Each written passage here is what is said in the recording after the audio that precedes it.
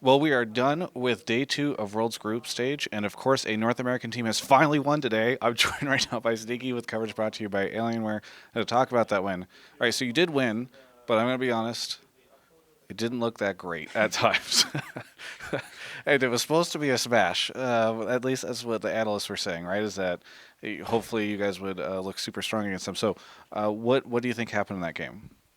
Well, I mean, it was definitely slower than we would like. I think most games probably end at like 30 minutes. I think the average may have been 32, 34. So, yeah, we went to like 45, 50 almost. Definitely not expected, but part of it is just the Garen Yuumi and how hard it is for us to actually engage on them because, I'm playing Heimer. I mean, no matter what my pick was, it's not like we can engage more, but Heimer is just a lot more defensive and a lot of objective control that doesn't necessarily force fights. So the Garen Yuumi, I think, was the main offender there. You can blame them, not me. Yeah, because I believe Broden was reminding me of this that Medic's ending call to that game was something like, "Well, it probably ended 20 minutes later than it should have, but Cloud9 has finally beat Hong Kong."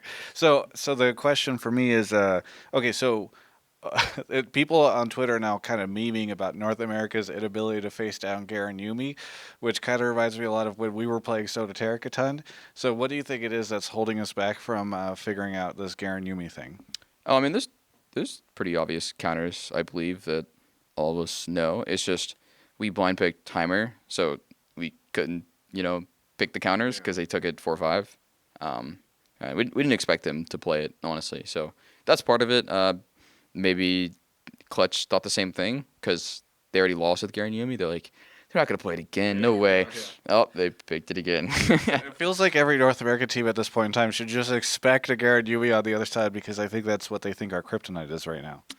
I mean, we beat it, so it's definitely not a kryptonite. But yeah, I mean, it's really annoying. Like we played it too. It just runs around the whole map. And if it gets ahead, you lose the game so quick. But when it's behind, it's also just really hard to snowball on because Garen's tank stats are just insane. And then you're just an Uber driver for Yuumi, running around shooting people. So it's for sure a good strat, but there's counters to it.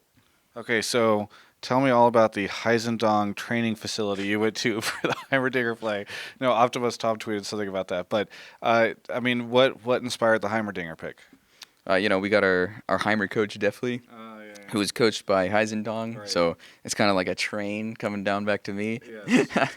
I don't know. He just got buffed before the patch. It was like, I don't remember the number exactly, but they buffed his Q AP ratio, which is his turrets, and then they increased the stun duration from like 1.5 to 1.75. So it actually lasts forever. Like you hit it, they're just dead.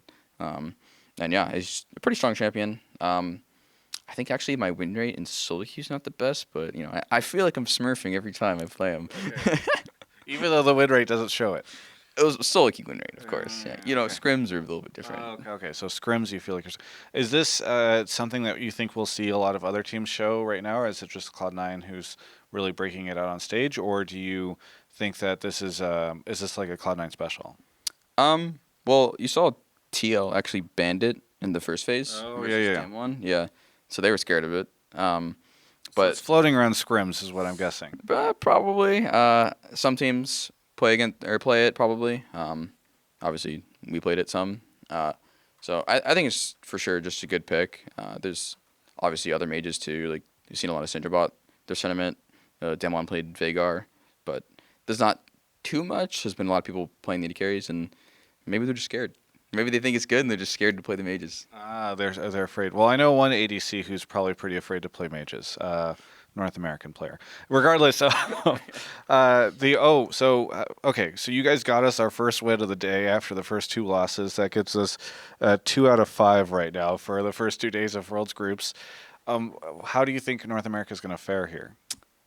I want to say we've had worse. Maybe not actually. I know we started 1-2 last year. Yeah. And then we went 3-0. So, yeah, I think it's still up in the air for sure. Clutch 0-2, obviously, but Clutch is also in a really hard group. So, I'll give them 2 wins, two dubs, and then TL's looked pretty good so far. So, I think they'll make it out. I don't know about first or second, and I'm hoping for us to make it out too. So I don't know how many wins exactly. Do you think that this is the toughest challenge? I mean, everybody have been. You are now a player that everyone talks about at Worlds because you are so consistently here, and they showed a graphic up there where it's basically you and Faker tied for most games at Worlds. So it's 71 now. So do you think that is this like the toughest challenge you've ever had this group? I'm not sure yet because we haven't exactly played G2 Griffin. So Griffin could be really good or they could be okay. But looking at it, I'd probably still say last year's group looked the toughest for sure. Just like from an outside perspective, no games played yet. That looked really scary. But this year it also looks pretty difficult as well. Just depends how both G2 and Griffin perform, and we need to play them first. So. The other thing I wanted to ask you about was you flashed a strong, bright ring right in front. So I was just kind of curious if there's a story behind this.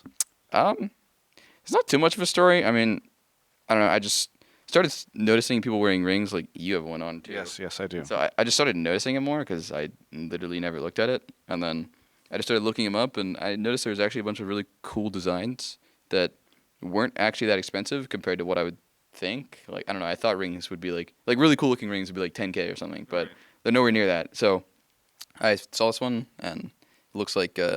I mean, to me, I don't know if you can see it, but it looks like a Dark Souls ring with like a claw grasping. Yeah.